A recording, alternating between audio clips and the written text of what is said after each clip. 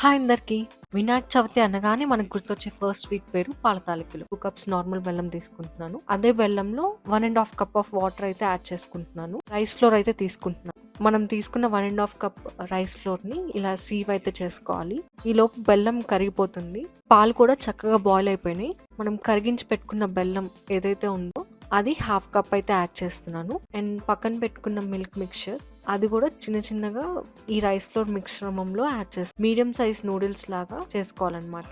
మనం ప్రిపేర్ చేసుకున్న rice flour మిశ్రమాన్ని ఈ పాల తాలికల కడాయిలో యాడ్ చేసుకోవాలి. 2 మినిట్స్ మూత పెట్టి ఉడికించుకొని స్టవ్ ఆపేసి పక్కన పెట్టేసుకోవాలి. మొత్తం పాయసంలో యాడ్ చేసుకోవాలి. బెల్లం మాత్రం కూల్ డౌన్ అయ్యాక యాడ్ చేసుకోవాలి, లేకపోతే పాలు విరిగిపోతాయి.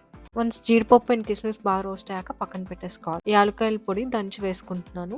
ఈ పాల తాలికల మిశ్రమంలో యాడ్ చేసుకోవాలి. మీరు కూడా తప్పకుండా ట్రై చేసి కింద కామెంట్ సెక్షన్లో పెట్టండి.